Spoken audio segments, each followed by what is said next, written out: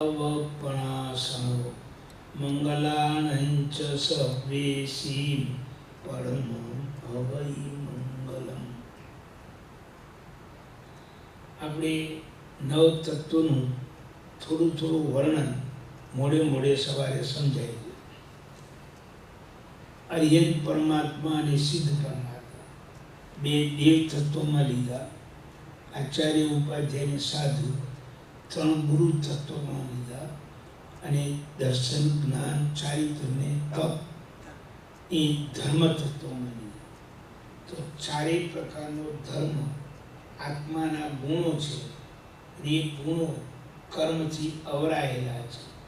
દર્શન એટલે સમ્યક્તો ગુણ. સમ્યક્તો ગુણ દર્શન મોહનીય કર્મથી અવરાયેલો છે. જ્ઞાન નામનો બીજો ગુણ જ્ઞાનાવરણી દર્શનાવરણી કર્મથી અવરાયેલો છે. ચારિત્ર નામનો ત્રીજો ગુણ ચારિત્ર મોહનીય કર્મથી અવરાયેલો છે. અને તપ નામનો ચોથો ગુણ અંતરાય કર્મથી અવરાયેલો છે. એ ચાર ઘાતી કર્મ આપણા આત્માના ગુણોને ઢાંકનારા ઘાત કરનારા છે. એટલે ચાર કર્મને ઘાતી કર્મ કહેવાય છે. એ ચારેય કર્મોમાં આજે ઘણી મહેનત કરીને સૌથી પહેલું એક મોહનીય કર્મ તોડે છે. કયું તોડે? મોહનીય. એ મોહનીય કર્મમાં પણ 7 પહેલી તૂટે. 4 અનંતાનુબંધી ક્રોધ માન માયા લોભ મિથ્યાત્વ મોહની વિશ્વ મોહની ને સમ્યક્તો. આ 7 અવાજ આવે છે. આ 7નો પહેલાથી જ પડે છે. બરોબર નથી ના ચાલો આ 7નો ક્ષય કરે ત્યારે પહેલામાં પહેલું ક્ષાયિક સમ્યક્તો પ્રાપ્ત થાય છે. એ ચોથા ગુંઠાણે, પાંચમા ગુંઠાણે, છઠ્ઠે ગુંઠાણે, સાતમે ગુંઠાણે. આ 4 ગુંઠાણામાંથી કોઈ પણ ગુંઠાણે આપણો જીવ આ 7નો નાશ કરી શકે છે. જેમ શરીર મહારાજાએ ચોથે નાશ કર્યો, આનંદ કામદેવ બધાએ 5મે ગુંઠાણે નાશ કર્યો, અને સાધુ સંતો છઠ્ઠે 7મે ગુંઠાણે રહ્યા છતાં આ 7 કર્મનો નાશ કરે છે. અને એનાથી ક્ષાયી સમ્યક્તો પામે છે. આ ક્ષાયી સમ્યક્તો પામ્યા પછી જીવ કાં જો આવતા ભવનું આયુષ્ય ન બાંધ્યું હોય તો એ જ ભવે મોક્ષી જાય, ને આવતા ભવનું આયુષ્ય બાંધ્યું હોય તો 3 ભવ અથવા 4 ભવે મોક્ષી જાય. પણ ક્ષાયી સમ્યક્તો પામ્યા પછી વધારે સંસારમાં રખડે નહીં. આયુષ્ય ન બાંધ્યું હોય તો એ જ ભવે મોક્ષી જાય. આયુષ્ય બાંધ્યું હોય તો બીજા ભવમાં જવું પડે. એટલે 3 ભવ અથવા 4 ભવે જીવ મોક્ષી જાય. પણ 4 થી 7 ગુંઠાણામાં ક્ષાયિક સમ્યક્તો પામી શકાય. એથી નીચે યા ઉપર ક્ષાયિક સમ્યક્તો પામી શકાતું નથી. અને ક્ષાયિક સમ્યક્તો પામ્યા પછી જીવ શ્રેણી મળે, એને ક્ષપક શ્રેણી કહેવાય. એ શ્રેણી મોહનો ક્ષય કરતા જીવ ચડે તો એ મોહનીય કર્મનો ક્ષય કરવા 3 ગુંઠાણા લાગે. 8મું, 9મું અને 10મું. 3 ગુંઠાણાની અંદરની અધ્યવસાયોની મહેનત દ્વારા એક મોહનીય કર્મનો નાશ થાય.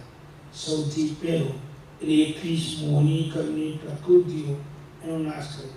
આ મોહનીય કર્મની કુલ 28 પ્રકૃતિ, 7નો ક્ષય પહેલા કર્યો 4 થી 7ને, એટલે બાકીની 21નો ક્ષય 8મે, 9મે, 10મે કર્યો. એટલે મોહનીય કર્મ બિલકુલ જાય એટલે જીવ વિતરાગ બને. અને વિતરાગ બને એટલે 12મું ગુંઠાણું આવે. 10મેથી સીધું 12મું.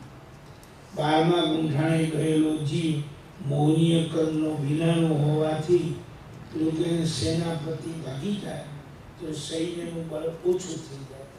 એ સૈન્ય બહુ લાંબો ટાઈમ ટકે નહીં. એની જેમ મોહનીય કર્મ જાય એટલે 12મા એક જ ગુંઠાણામાં આપણો જીવ જ્ઞાનાવરણી, દર્શનાવરણી અને અંતરા 3 કર્મનો નાશ કરી શકે. એટલે 12મા ગુંઠાણે વિતરા ખરા પણ સર્વજ્ઞ નહીં. નાનાવળી કરના ઉદયવા, દશાવળી કરના ઉદયવા અને અંતરાયના ઉદયવા એ ત્રણ કર્મોનો નાશ કરતો કરતો 12માના છેલ્લા સમયે પહોંચે ત્યારે આ ત્રણેય કર્મનો સંપૂર્ણ નાશ થાય. હવે નાનાવળીનો નાશ થવાથી કેવળ જ્ઞાન થાય, દર્શનનો ક્ષય થવાથી કેવળ દર્શન થાય અને અંતરાયનો ક્ષય થવાથી અનંત વીર્ય પ્રકટ થાય. એ 13મા ગુંઠાણે પ્રવેશ કરે ત્યારે આત્મામાં 4 ગુણો પ્રકટ થયા.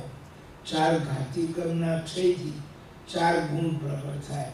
મોહનીના ક્ષયથી વિતરાગ દશા એટલે અનંત ચારિત્ર, જ્ઞાનાવળીના ક્ષયથી અનંત જ્ઞાન, દર્શનના ક્ષયથી અનંત દર્શન અને અંતરાયના ક્ષયથી અનંત વીર્ય. અનંત જ્ઞાન, અનંત દર્શન, અનંત ચારિત્ર અને અનંત વીર્ય આ 4 ગુણો જીવમાં પ્રગટ થાય. 13મા ગુંઠાણાના પહેલા સમય એ વખતે ભગવાન સર્વજ્ઞ સર્વદર્શી કહેવાય. વિતરાગ 12મીથી કહેવાય, સર્વજ્ઞ સર્વદર્શી 13મીથી કહેવાય. ખ્યાલ? પણ એ બાકીના 4 કર્મ એમને ચાલુ છે. નામ કર્મ, ગોત્ર કર્મ, વેદનીય કર્મ અને આયુષ્ય કર્મ. હવે એના કારણે આ નામ કર્મ ચાલુ હોવાથી શરીરનો બધો વ્યવહાર ચાલુ હોય. ખાણી પીણી, આહાર માત્રા, શરીર આ બધું ચાલુ જ હોય, પણ એમાં રાગ જ દ્વેષ ના હોય. પણ શરીરનો આત્માનો સંબંધ ચાલુ હોય એટલે શરીરથી આહાર કરવાનું, નિહાર કરવાનું, વિહાર કરવાનું આ બધું કામ ચાલુ હોય એટલે એક સમયનું કર્મ બંધાય. પહેલા સમયે સાતરાવીની બંધાય, બીજા સમયે ઉદયમાં આવે, ત્રીજા સમયે ખરી જાય. પણ વધારે ચીકણું ના બંધાય કેમ કે કસાય નથી. 13મા ગુંઠાણે જેટલું આયુષ્ય હોય બધું લગભગ પૂરું કરે. એક અંતર્મુખ આયુષ્ય બાકી રહે તારે વિચારે કે મારું આયુષ્ય કર્મ કેટલું અને બાકીના 3 કર્મ કેટલું. જો સરખા દેખાય તો બહુ કોઈ આઘું પાછું ના કહે, પણ આયુષ્ય કર્મ ઓછું દેખાય અને 3 કર્મ વધારે દેખાય તો એ મોક્ષે જતી વખતે કર્મ લઈને જવાય નહીં. અને આયુષ્ય કર્મ ઓછું છે, કર્મ ખપાવવા જ પડે એટલે કર્મો બાકીના 3 કર્મોનો ક્ષય કરવા માટે આ શરીરમાંથી આત્માને બહાર કાઢી અને કેવડી સમુદ્ઘાત કરે. શું કરે? પહેલા સમયે ઉપર નીચે લોકના છેડા સુધી આત્માને લંબાવે, બીજા સમયે પૂર્વ પશ્ચિમ લંબાવે, ત્રીજા સમયે ઉત્તર દક્ષિણ લંબાવે અને ચોથા સમયે આંતરામાં આત્મા લાવી દે અને ચોથા સમયે આખા લોકમાં વ્યાપ્ત એવો આત્મા બનાવી. જેમ ધોયેલું કપડું હોય, ધોતી હોય, એની ચોરી તમે મૂકી રાખો તો 12 કલાકે સુકાય. એને પોળો કરીને ભરણી ઉપર નાખો તો એક અડધો કલાકમાં સુકાઈ જાય.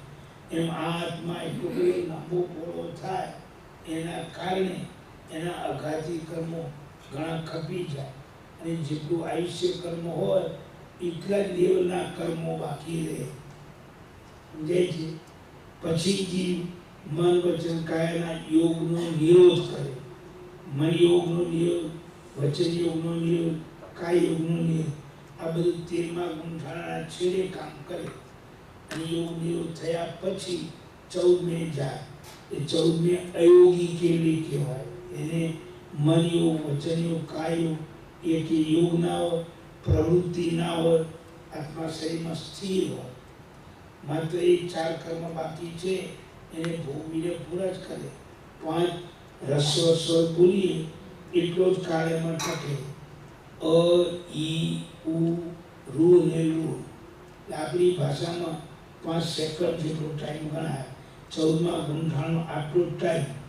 એમાં જેટલા કર્મ બાકી રહ્યા બધા ભોગવીને પૂરા કરે અને છેલ્લા સમયે સર્વ કર્મનો સંપૂર્ણ ક્ષય કરી અને એ શરીરને છોડી એના લેવલમાં જરાય પણ આગો પાછો ગયા વગર એક સમયમાં 7 લાખ આજીવ ઉપર જાય. ખ્યાલ? અને એના લેવલમાં જ અનંતકાળ રહે છેક ઉપર. કદાચ એક પ્રશ્ન થાય કે એના લેવલમાં બીજા જીવો ત્યાં ગયેલા હોય, જગ્યા ભરાઈ ગઈ હોય તો આ જીવનું શું થાય? આવો પ્રશ્ન આપણને થાય તો કે આ જીવ શરીરધારી તરીકે જતો નથી, એકલો આત્મા જાય છે. એટલે એકલો આત્મા અમૂર્ત અરૂપી છે. એટલે જેટલા આત્માઓ મોક્ષમાં જઈ રહ્યા હોય એ જગ્યામાં જો એમ બીજા આત્માઓ હોય તો આ આત્મામાં એ જગ્યામાં જે એક આગળ આગો પાછો ના જાય. એક જગ્યામાં ઘણા આત્મા પણ રહે, જેમાં દીવાનો પ્રકાશ આ રૂમમાં ફેલાયેલો છે. અહીં એક દીવો કરો તો એનો પ્રકાશ આખા રૂમમાં ફેલાય જાય ને. પછી બીજો દીવો કરો, ત્રીજો દીવો કરો તો પણ એનો પ્રકાશ આ જ રૂમમાં ફેલાય. હવે એક દીવાએ પ્રકાશ પોતાના પ્રકાશથી આખો રૂમ કબજે કર્યો હોય, જગ્યા તો છે નહીં, તો બીજા દીવાનો પ્રકાશ એમાં માય, ત્રીજા દીવાનો પ્રકાશ પણ એમાં માય, અને છતાં બે પ્રકાર ભેગા એક ક્ષેત્રમાં રહે તો બેનો એક ના થાય. તમે જેની સ્વીચ બંધ કરો એનો જ પ્રકાર બુઝાય, બધો પ્રકાર બુઝાય નહીં. આપણને ખ્યાલ ના આવે પણ હકીકતી બધાનો પ્રકાર જુદો જુદો. અત્યારે જેટલા દીવા બળે છે એ બધાનો પ્રકાશ આ રૂમમાં પડે છે, તો બધાનો પ્રકાશ એક જ ક્ષેત્રમાં હોવા છતાં બધાના પ્રકાશનું એકીકરણ નથી થયું, એક નથી. પ્રકાશ જુદો, તમે જે દીવો બુઝો એનો જ પ્રકાશ બુઝાય, બધાનો પ્રકાશ ના બુઝાય. એવી રીતે એક જીવ જ્યાં હોય ત્યાં આજ સુધી જેટલા જીવો મોક્ષે ગયા અને આ જગ્યાથી ગયા હોય તો ત્યાં જ હોય ને આ જીવ પણ એમાં માય, પણ બે જીવનો એક જીવ ના થાય. આ રીતે અનંતકાળ ગયેલો હોવાથી અનંત જીવો મોક્ષે ગયા છે, હાલ પણ જાય છે અને ભવિષ્યમાં પણ અનંતા જીવો મોક્ષે જશે. આ પ્રમાણે સપક્ષણી મળે ત્યારે 12મા ગુંઠાણે વિતરાગ બને, 13મા ગુંઠાણે સર્વજ્ઞ બને અને 14મા ગુંઠાણે અયોગી કેવડી બને. ખ્યાલ આવ્યો? એટલે આ જીવનો આ રીતે વિકાસ થાય. પેલા મોહનીય કર્મ જવાથી વિતરાગ દશા આવે, એક નાનાવળી દિશાની અંતરાય જવાથી 13મા ગુંઠાણે સર્વજ્ઞ સર્વદર્શી અનંત વીર્યવાળા બને. હવે 14મે ચડે એટલે શરીરની પ્રવૃત્તિ વિનાના, બોલવાની પ્રવૃત્તિ વિનાના, ચિંતન મનની પ્રવૃત્તિ વિનાના અયોગી બને. એટલે કર્મનો બંધ અટકી જાય અને માત્ર બાકીના કર્મને તોડીને મોક્ષી જાય. એક સમયમાં 7 રાત સુધી આ જીવ ગતિ કરે, એમાં તેજસ કાળમાં શરીર આજ સુધી ભેગા હતા. કારણ બીજા ભાવમાં જાય ત્યારે તેજસ કાળનું શરીર લઈને જાય, પણ મોક્ષે જ્યારે જાય તો આ ઉદાય શરીર જેમ મૂકીને જાય એમ તેજસ કાળનું શરીર પણ મૂકીને જાય. સર્વથા અશરીરી બનીને જીવ ઉપર જાય. જો શરીર સાથે હોય તો પાછી બુદ્ધની પ્રજ્ઞા એને વળગે એટલે નવા કર્મ બંધાય, નવા કર્મને પાછો સંસાર ચાલુ થાય. એટલે મોક્ષે જતી વખતે બધા શરીરનો સંબંધ છોડી એકલો આત્મા ઉપર જાય અને જીવનો સ્વભાવ ઉપર જવાનો, જીવનો સ્વભાવ કાયમ નીચે જવાનો. એક નાની આ ટોપીઓ વજન વગરની પણ હાથમાં છોડી દો એ નીચે જ જાય. ઊંચે ઉછાળો ને તો એ આપણો વેગ હોય તો ઉપર જાય, પણ વેગ પૂરો થાય પછી નીચે જાય. એટલે ભૂતગલનો સ્વભાવ નીચે જવાનો, એવી રીતે જીવનો સ્વભાવ ઉપર જવાનો. આ જીવ જ્યારે કર્મ વગરનો થઈ અને મોક્ષે જતો હોય તો એનો સ્વભાવ ઉપર જવાનો છે, એ ઉપર જ જાય. એક સમયમાં 7 લાખ કેટલું? હા, તો એ કોઈ ગાડીની સ્પીડ આટલી નહીં હોય. હે, ગાડી સ્પીડ બહુ હો માઇલ, અમારે તો લાખો માઇલ એક સમય. હજુ નીકળોના દીવાલો ખબર ના પડે અને સીધીરામ પહોંચી જાય, આટલી સ્પીડથી જાય. અને એવો જાય પાછો આવે નહીં. લોકના છેડા સુધી કેમ જાય, આગળ કેમ ના જાય? તો લોકના છેડાથી ઉપર અલોક છે, આકાશાથી કંઈક છે, આવી જગ્યા પણ છે, અનંતી જગ્યા. કેટલી? પણ લઈ જવામાં સહાયક એવું ધર્માસ્તિકાય દ્રવ્ય નથી, એ લોકમાં જ છે. ધર્માસ્તિકાય પૂર્વની અધર્માસ્તિકાય લોકમાં જ છે.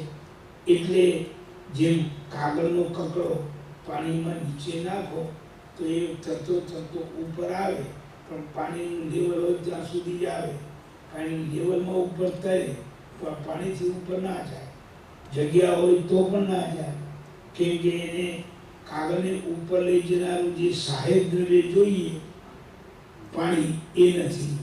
એટલે કાગળ પાણીમાં પડેલો જેમ ઉપર તરે એમ આ જીવ પણ અહીંથી મરે તો પણ એક સમયમાં 7 રાત જઈ અને ઉપર સંશેલાથી રહે. આ જીવનું આવું સ્વરૂપ છે.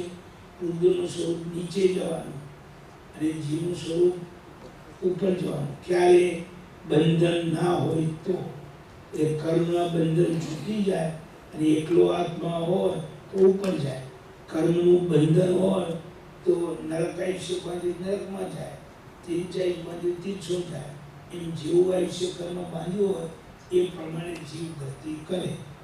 આવી આપણે અહીંયા વાત સમજાઈ.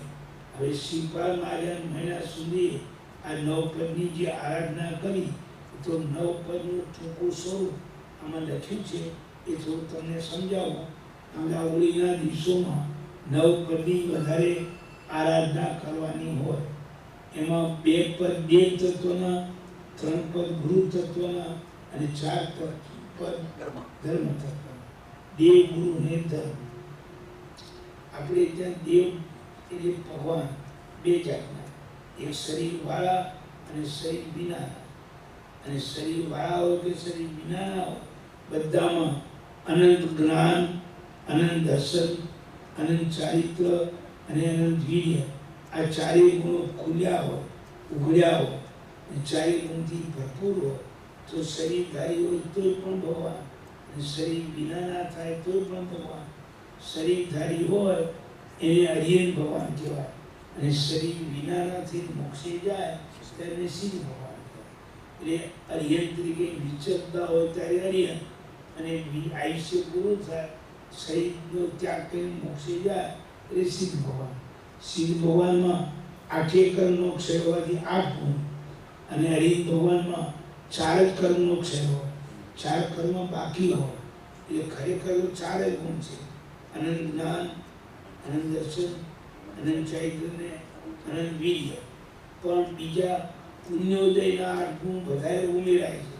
એમને એવો પુણ્યોદય હોય કે ભગવાન જ્યાં બિરાજમાન થાય ત્યાં દેવો અશોક વૃક્ષ રચે, સૂર પુષ્પો વૃષ્ટિ બનાવે, દિવ્ય ધ્વનિ વગાડે, ચામર ખેંચે અને ભામંડળ પાછળ રાખે તો તમે એના મુખ સામે જોઈ શકો, નકર એના મુખ સામે જોઈ ના શકો.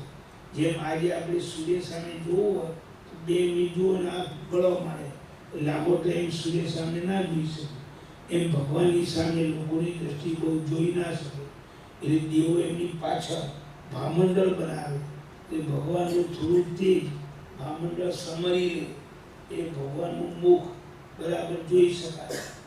3 લોકના નાથ છે એ સમજાવવા મળે. 3 છત્ર હોય, ચામર, સિંહાસન, આસન, દિવ્ય ધ્વનિ, આવા બધા 8 એમના પુણ્યોદયજન્ય અતિશય હોય. આ એમના પુણ્યોદયથી હોય. અને પેલા 4 ગુણ છે ને એ કર્મના ક્ષયથી હોય. કર્મના ક્ષયથી જે ગુણ આવે એ આત્માના મૂળ ગુણ કહેવાય, અને પુણ્યના ઉદયથી આવે એ કર્મ હોય ત્યાં સુધી ગુણ રહે. જ્યારે મોક્ષે જાય ત્યારે જેમ પાપનો ત્યાગ કરે એમ પુણ્ય કર્મનો પણ ત્યાગ કરે ને, સર્વ કર્મ રહિત થાય તો જ મોક્ષે જઈ શકે. એટલે એમને અતિશય, અશોક વૃક્ષ, અશોક પુષ્પવૃષ્ટિ, દિવ્ય ધ્વનિ, ચામર, આસન, ભામંડળ, આ બધી 8 અતિશયો કીધા એ મોક્ષે જાય પછી ના હોય. કેમ કે તીર્થંકર નામ ગુણ હવે ના હોય, બધા કર્મ મૂકી દીધા. એટલે હરિ ભગવાનના 12 ગુણ, શિવ ભગવાનના 8 ગુણ. આ 2 આપણા માટે આરાધ્ય પદ કહેવાય, આરાધના કરવા યોગ્ય. આપણો આત્મા આવતા ભવે, 5 ભવે અરિયન કેમ બને અને સિદ્ધ કેમ બને એ માટે આપણો આ પ્રયત્ન છે. આમ ભગવાન 4 કર્મવાળા હોવાથી સિદ્ધ કરતા નીચું સ્ટેજ છે, રુચિ કરતા, અને સિદ્ધ ભગવાનનું સ્ટેજ ઊંચું છે 8 કર્મ વિના.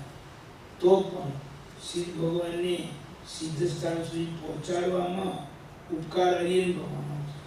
હરિ ભગવાને ધર્મ દેશના આપી, ધર્મની સ્થાપના કરી, તત્વ સમજાયું, તો આ જીવો તત્વ સમજી દીક્ષા લઈ આરાધના કરી મોક્ષે ગયા. એ ઉપકાર તરીકે હરિ ભગવાને પહેલા મૂકવામાં આવે, શ્રી ભગવાને બીજા મૂકવામાં આવે. આ બંને આપણા માટે આરાધ્ય પદ કહેવાય, આરાધન કરવા યોગ્ય લક્ષ્ય પદ કહેવાય. આપણે જ્યાં પહોંચવું છે, આપણા આત્માને એમના જેવો આત્મા બનાવવો છે, એટલે આપણે આ પ્રયત્ન કરીએ છીએ. એટલે હરિયન પણ સિદ્ધ પણ એ બે લક્ષ્ય પદ, આરાધ્ય પદ છે. અને આચાર્ય ઉપાધ્યાય સાધુ એ આરાધના બતાવનાર પદ છે. શું કીધું? આરાધના બતાવનાર. કે તમે નવપદની આરાધના કરવી હોય તો આ રીતે થાય.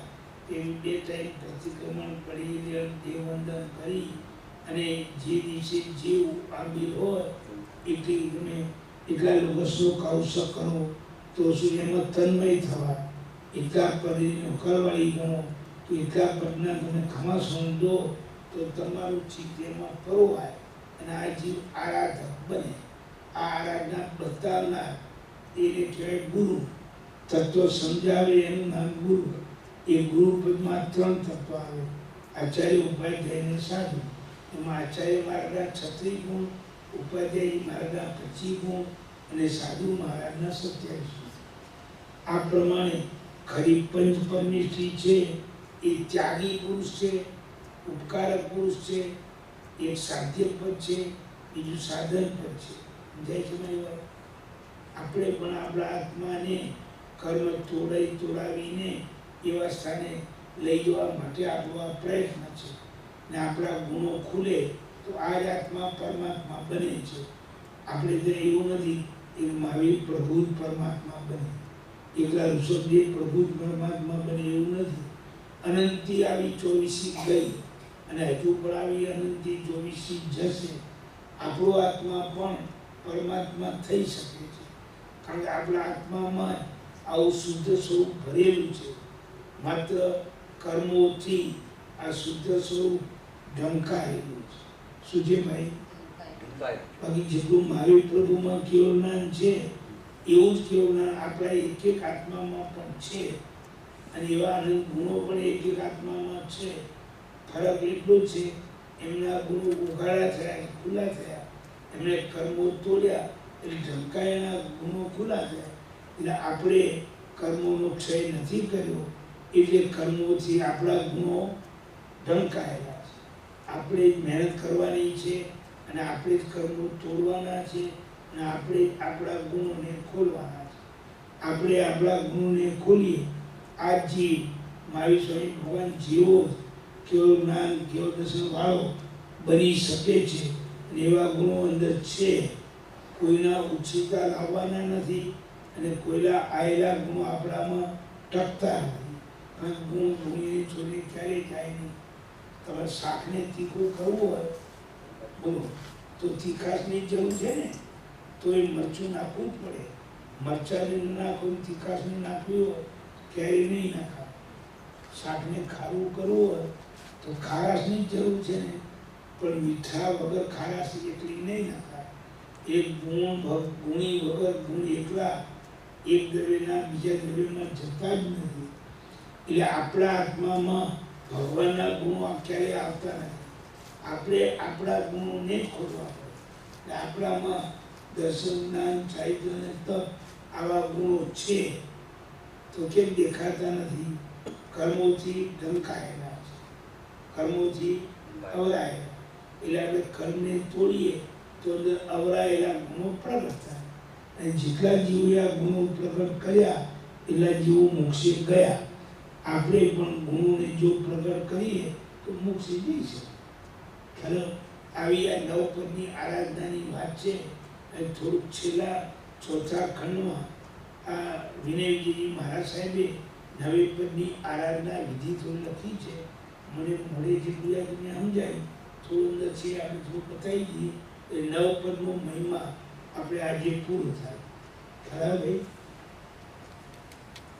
હવે નરપતિ શ્રીપાલ તે નિજ પરિવાર સહી શ્રીપાલ મહારાજા પોતાના બધા પરિવાર સાથે આરાધ્ય સિદ્ધ ચક્રને વિધિ સહિત ગ્રહી સુમૂર્ત વિધિપૂર્વક નવપદની આરાધના કરે છે અને પોતાના આખા પરિવાર સાથે એમાં જોડાય છે. આ ક્યારે રાસ પૂરો થાય ને છેલ્લે છે એટલે એ ભ્રમણ કરીને મહિના સિવાય બીજી 8 પત્નીને પરણી લાવ્યો છે. એટલે 9 પત્નીને પોતે બધા ભેગા થઈ અને 9 પદની આરાધના ચાલુ કરે છે. મહિના સુધી ત્યારે ભણે પૂર્વે પૂજ્યું સિદ્ધ ચક્ર ધન તો ત્યારે થોડું હતું, હમણાં તો વૃદ્ધિ સક્રમી. હવે મહિના સુધી શ્રીપાલ મહારાજ કહે છે કે આપણે 9 પદની સાધના પહેલાં પણ કરેલી છે અને આજે પણ આપણે કરીએ છીએ, પણ પહેલાં આપણી આર્થિક સ્થિતિ નબળી હતી. શું હતું? નબળી હતી ને. ત્યારે ઉંબર રાણાને પરણાવી ત્યારે ઉતારાની જગ્યા નહોતી, એટલે શ્રાવકના ઘરે ઉતર્યા હતા. બરોબર? ઘરનું ઘર બી નહોતું, ખાવા પીવાની વાતો બાજુમાં, શ્રાવકોના ઘરે ખાતા હતા. એ વખતે આપણી પરિસ્થિતિ નબળી હતી અને આજે તમે ધન કમાયા છો તો આપણે ઉત્સાહથી સારું ધન ખર્ચી નવપદની આરાધના કરીએ. આવું મહિના સુધી શ્રીપાલ મહારાજ કહે છે. આવું છેલ્લા વિશેની વાત સમજાવું છું, નવપદની કેવી રીતે આરાધના કરે. પણ આપણે સવારના વ્યાખ્યાનમાં લગભગ 9 પદની વાત સમજાવીએ. સમજો? ધન મોટે છૂટું કરે, ધર્મ ઉજવનું તે ફલ પૂરું પામે નહીં, મમ કરજો ત્યાં સંદે. મહિના સુધી શ્રીપાલભાઈને કહે છે કે ધન ઘણું હોય અને ઉજવનું એટલે ઓછોમાં ઓછો નાનો કરે તો એ ફળ પામે નહીં. અર્થાત ધનનું મોહ વધારે, ધન થોડું હોય ત્યારે નાનું ઉજવવું, એનો અર્થ ધન ઘણું હોય ત્યારે મોટું ઉજવવું. એટલે ધન ઘણું હોય ત્યારે નાનું ઉજવણું કરો, એનો અર્થ તમને ધનનું મોહ વધારે છે તો જોઈએ એવું ફળ ના પામે. આજે તમે કમાયા છો, સારું ધન છે, તો આપણે મોટા ઉબાડે ઓછોમાં ઓછો કરીએ. પત્નીની પણ આવી સલાહ છે. આ સદગુણી જીવો ઘરમાં આવે તો આખા ઘરને પણ સંસ્કારી અને સુવાસિત કરે. એટલે ધન એ મહિનાશ્રી પણ આવી સલાહ આપે છે કે આપણે શીતળ પૂજન પહેલાં કર્યું હતું, પણ એ વખતે આપણી ધનની પોઝિશન કમ હતી એટલે આપણી શક્તિ પ્રમાણે કર્યું હતું. આજે તમે ધન કમાયા છો તો બડા વિસ્તાર સાથે આપણે શીતળ પૂજન કરીએ. સલાહ બરાબર છે ને? કાલે શું કરશું એવો ઈચ્છા નહીં કરતા. વિસ્તાર એ 9 પદ તેની પૂજા કરો સુવીએ, ધનનો લાવો લીજીએ, રાખો મોટી છે. મારે બહુ વિસ્તાર સાથે આપણે 9 પદની આજે પૂજા કરીએ અને બોલું ધન ખર્ચીને આપણે આપણી ટેકને બરાબર સફળ કરીએ. મહિનાના વર્ણમ મન ધરી ગુરુ ભક્તિ શક્તિ અનુસાર અરિયંતાદિક 9 પદ ભલા આરાધે દેશા. મહિનાના આવા વચનો સાંભળી શ્રીપાલ મહારાજા એમાં જરા પણ આનાકાની કરતા બોલો નથી. બોલો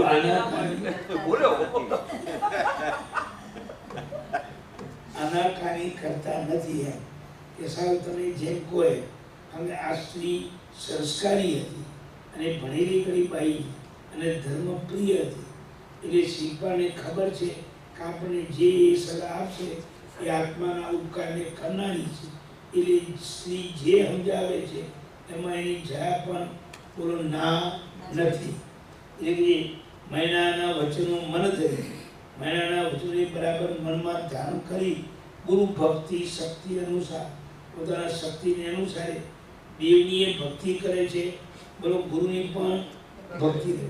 કારણ કે આ સુખી થવાનો માર્ગ ગુરુએ બતાવ્યો, કોઈનો રોગ કાઢવાનો ઉપાય પણ ગુરુએ બતાવ્યો, નવપદજીનો મહિમા પણ ગુરુએ બતાવ્યો.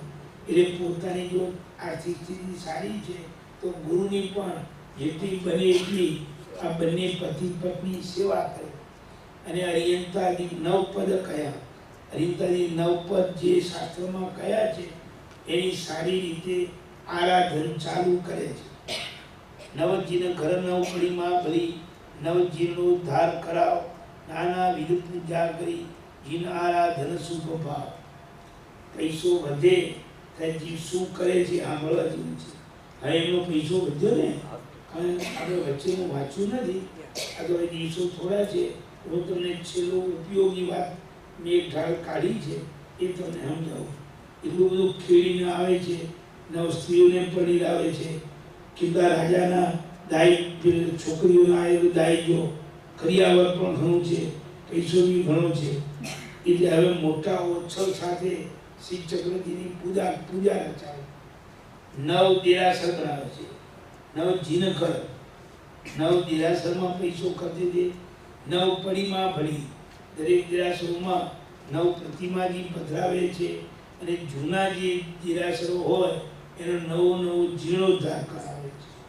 ખ્યાલ આવ્યો? એટલે એમનો પૈસો બને એટલો આ ધર્મના કાર્યમાં કેમ જાય એવો ભાવથી નવ દેરાસર, નવ પ્રતિમા ભરાવે અને નવ જીર્ણોદ્ધાર, જૂના દેરાસરનો ઉદ્ધાર કરાવે.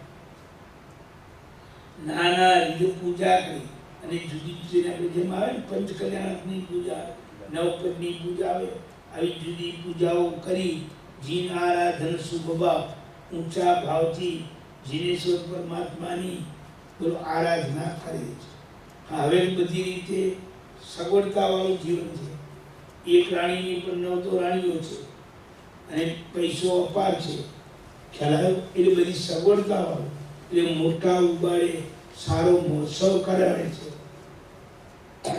પૂજા કરીને શુભ ભાવથી હરિયેન્દ્ર પદની આરાધના કરી, ઊંચા ભાવથી આરાધના ચાલુ કરી, એમ સિદ્ધ કરી પ્રતિમાત્ર પૂજન ત્રિયુંકાળ પ્રમાણ. એમ સિદ્ધ ભગવાનનું પણ જ્યારે બીજા દિવસે પૂજન આવ્યું તો ખૂબ ઊંચા ભાવથી સિદ્ધ ભગવાનની સાથે એકાકાર બનીને જેને પોતાનો આત્મા સિદ્ધિ ગતિમાં લઈ જવાનો ભાવ હોય એ રીતે ઉમદા મનથી શિવ ભગવાનની ગુરુ પૂજા કરે છે. તન્મય ધ્યાને સિદ્ધનું કરે આરાધન અભિરામ. સિદ્ધ ભગવાનનું ધ્યાન મનોહર એવું કરે છે. ભગવાન અશરીરી છે, અરૂપી છે. એમનું હરિ ભગવાન રૂપ એવો, એનું રૂપ નથી, શરીર નથી. એટલે આમ આંખો જરા બંધ કરી અને શિવ ભગવાનની ચિંતવના કરતા હોય એ રીતે શિવ ભગવાનની આરાધના કરે છે. આદર ભક્તિને વંદના વ્યાવચ્ચાદી લગ સુસુસા વિધિ સાચવી આરાધ્ય સુરી સમગ્ર.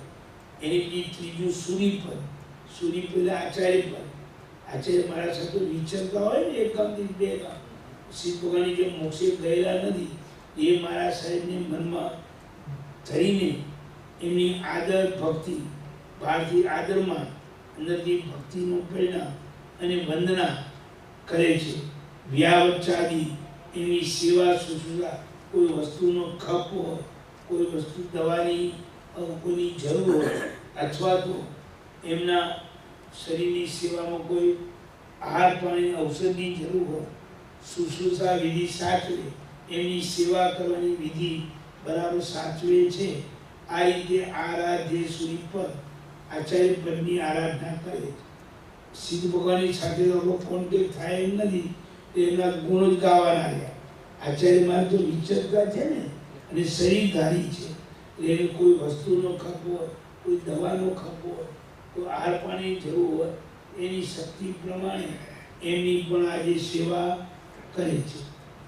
પછી ઉપાધ્યાય પર અધ્યાપક ભણતા પ્રતિ વસનાસન ઠાણ બનાય, વિવિધ ભક્તિ કરતો થતો આરાધ્ય રૂપ ઉબચાય.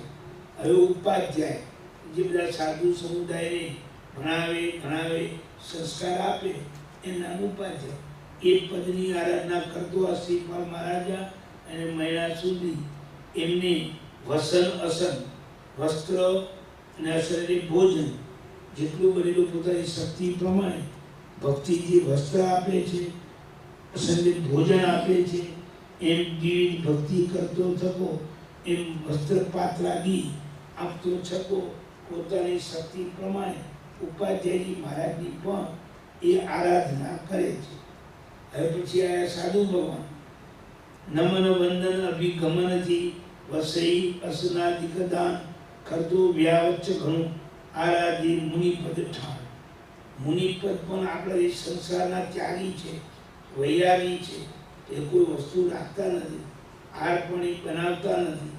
એટલે એ મુનિપદની પણ વંદના કરતો છતો એને આહાર પાણી અને વસ્તી વગેરે જે વસ્તુની જરૂર હોય એ વસ્તુની પૂરી પાડી શ્રીપાલ મહિના સુધી સાધુ પદની પણ સેવા કરે છે. અને એ કાળે વિચરતા જે કોઈ સાધુ સાધ્વીજી દેખાય એમને સહાયક કેમ થવું એ રીતની મનોવૃત્તિથી કોઈને કોઈ વસ્તુની જરૂર, કોઈને કોઈ વસ્તુની જરૂર જે જેવું એ પૂરી પાડે અને એ સાધનામાં સ્થિર થાય. એમનું જાય મન બાધા પામે નહીં એવા વર્તન વ્યવહાર કરે છે. નમન વંદન, કોઈને સામે લેવા જવું, કોઈને મૂકવા જવું, કોઈને વળાવવા જવું, એ જે કામ આવી પડે એ કામ કરીને પણ સાધુને સહાયક થાય છે અને એની વ્યાવચ કરી મુનિપદની આરાધના કરે છે. એ 5 પદ થયા ને. હવે છઠ્ઠું દર્શન પદ. તીર્થયાત્રા કરી અતિ ઘણી સંગ પૂજાને રજત આરાધે દર્શન પદ ભરું શાસક ઉન્નતિ દ્રઢ ચિત્ત. એ છઠ્ઠું દર્શન પદ આવ્યા છે. દર્શન એ સમ્યક થયો, આત્માનો ગુણ. ભગવાને જે કહ્યું છે તે બધું સાચું જ છે. તમે સત્યમ જમ જીણે હિપન્નતમ. જીનેશ્વર પરમાત્માએ જે કહ્યું તે સંપૂર્ણ સત્ય છે. કદાચ ના સમજાય તો મુનિ પુરુષને પૂછે, એનો ખુલાસો દે. પણ મુનિના તીર્થંકર ભગવંતો ક્યારેય કશું નાનું અથવા મોટું પણ જૂઠું બોલે નહીં. આવું એના મનમાં દ્રઢ વિશ્વાસ છે. એ દર્શન પદની શ્રદ્ધા વધે એટલે તીર્થયાત્રા કરે. જ્યાં જ્યાં ભગવાનના તીર્થો છે તે દર્શન કરવા જાય છે અને પરમ પવિત્ર યાત્રા કરે. એમના ઉપર મન વધારે ચોટે અને મન એમાં લયલીન થાય. તીર્થયાત્રા કરી અતિ ઘણી સંઘ પૂજા ને રજન. એ જે ચતુર્થી સંઘ ભેગો થાય તો ભગવાનની આજ્ઞા પાડનારો સંઘ એની બને એટલી ભક્તિ પૂજા સેવા કરે અને ભગવાનની રથયાત્રા કાઢે. આરાધ્ય દર્શન પર ભરું. આ રીતે પોતાના સમ્યક્તોને નિર્મળ કરે અને બીજા જીવો સમ્યક્તો પામે એવા વરઘોડા કાઢે. એવી રીતે દર્શા કરે એટલે ઓછવ કરે કે લોકો ધર્મ પામે અને પામેલા જીવો ધર્મમાં દ્રઢ થાય. આ રીતે છઠ્ઠા દર્શન પદની આરાધના કરે અને કરાવે. ત્યાર પછી જ્ઞાન પદ. સિદ્ધાંત લખાવી તેને પાલન અર્ચાદિક હેત જ્ઞાન પદારાધન કરે સજ્જ ઉચિત મન દે. આગમો લોકો ભૂલી ના જાય અને ભવિષ્યમાં પણ બધાને મળી રહે એટલે લખાવે. પહેલાં મોઢે રાખતા પણ ધીરે ધીરે કાળ પ્રમાણે બુદ્ધિ ઘટતી ગઈ એટલે આગમો શાસ્ત્રમાં લખાવે. બેઠું ભાઈ. અને લખીને બધા આગમો ભંડારમાં મૂકે અને એનું પાલન કરવા માટે અને પૂજા કરવા માટે એના કબાટ, એના માટે સાફ સફાઈ માટે માણસ, એના પગાર વગેરેની બધી વ્યવસ્થા કરે. પોતાનો પૈસો આમાં ખર્ચે. આટલું બધું મહેનત કરીને કમાઈને આવ્યો ને પણ જલસા કરવાના ભાવ થતા જ નથી. ભાવ ક્યાં થાય પૈસો ખર્ચવાનો? એ આમાં એ સારા ભંડાર બનાવે, સારા લેખ એના પુસ્તકો રહે એવી વ્યવસ્થા કરે. જ્ઞાનપદ આરાધન. આ રીતે જ્ઞાનપદની આરાધના કરે અને ઉચિત મન દે. મન પરોવીને બાકીનો ટાઈમ મળે ત્યાં થોડું શાસ્ત્ર ભણે એટલે આ આરાધના જ્ઞાનપદ. હવે ચારિત્ર પદ. વ્રતની માદિક પાળતો વીરતીની ભક્તિ કરત. જ્યારે જ્યારે ટાઈમ મળે તો શ્રાવકને અનુસારે વ્રતને નિયમ પાળે. જેમ રાત્રિ ભોજન ના કરવું, નવકાશી જેવું નાનું પણ પચખાણ કરવું, બાકીના ટાઈમમાં મુઠ્ઠીનું પચખાણ કરવું, આવા નાના નાના વ્રત નિયમ પાળે. બ્રહ્મચર્યાદી સ્વદા સંતોષ વગેરે વ્રત પાળે અને ખોટી રીતે કોઈનો પૈસો લેવો નહીં, ખોટી ચોરી કરવી નહીં, આવું બધું નિયમ પાળી અને શ્રાવકના વ્રત વાળો બને. ચારિત્ર છે ને એ દેશ વિધિ ધર્મ, 12 વ્રત, 5 અણુવ્રત, 3 ગુણવ્રત અને 4 શિક્ષા. આવા વ્રતોને પાળતો અને વિધિની ભક્તિ કરે, જેને સર્વવિધિ લીધી છે એટલે સાધુપણું જેનામાં આવ્યું છે એવા સંત મહાત્માઓની સેવા ભક્તિ કરે. આરાધે ચારિત્ર ધર્મની, આજે ચારિત્ર ધર્મની આરાધના કરે. રાગી યતિ ધર્મ એકન, શ્રીપાલ મહારાજા એકાંતે ચારિત્ર ધર્મના ખૂબ રાગી બન્યા. આમ ત્યાગીને દેખે અને એમનું હૈયું બોલો હસથી નાચવા માંડે. એમને આહાર પાણી ઉતારો જે જોઈએ તે એમને સગવડતા આપે તો સારું ચારિત્ર એ પાળી શકે. એ પાળી શકે આપણે એની અનુમોદના કરવાનો લાભ મળે. હવે છેલ્લું કયું પદ? તપ પદ. તજી ઈચ્છા એ પ્રલોભની હોય સગળે અપ્રતિબદ્ધ સર્પાય અભ્યંત સર્ગરી આરાધે તપ પદ સૂત્ર. મનથી બધી વસ્તુઓની ઈચ્છા રોકી નાખી. જે કાળે જે મળે એનાથી નિર્વાહ કરો, પણ કાલે આ કામ આવશે, પર દિવસે આ કામ આવશે એમ ભાવિની ઈચ્છાઓને આગળ કરીને વ્યવસ્થા કરવાની વાત છોડી દીધી. આપણે હંમેશા ભાવિની થોડી વ્યવસ્થા કરીએ. એવી ઘરડા થઈશું ત્યારે આટલું હશે તો કામ આવશે, આને કે નહીં આપણું પુણ્ય હશે તો મળવાનું છે, પાપ હશે તો રહેલું જતું રહેવાનું. એટલે ભાવિની વ્યવસ્થા નહીં, જે છે એનો સદુપયોગ વધારે કેમ થાય એ જ લક્ષ્યમાં રાખીને ચાલે છે કે આ લોકના સુખ થોડો પરલોકના સુખ બધી ઈચ્છાઓમાં તજીને બધે અપ્રતિબદ્ધ, ક્યાંય આસક્તિ ભાવવાળા નહીં, આમ નિરાશસ બનીને 6 પ્રકારનું બાહ્ય તપ અને 6 પ્રકારનું અભ્યંતર તપ, એમ 12 પ્રકારના તપની આ બંને પતિ પત્ની આરાધનામાં જોડાયા. અણસણ, ઉણુદરી, વૃત્તિ સંક્ષેપ, દ્રવ્ય પેલો સત્યાગ, કાય ક્લેશ, આ બધું બાહ્ય તપ કહેવાય. જેમાં શરીર સુકાય એ બાહ્ય તપ, અને જેમાં આત્મા સુકાય એ અભ્યંતર તપ. જેમ અણસણ, ઉણુદરી, વૃત્તિ સંક્ષેપ, રસત્યાગ, કાય ક્લેશ, આ બધું અભ્યંતર તપ. સમજાણું? અને અણસણ, હા એ બાહ્ય તપ. અને પ્રાયશ્ચિત, વિનય, વ્યાવ, સ્વાધ્યાય, ધ્યાન અને કાયોત્સર્ગ એ બધું અભ્યંતર.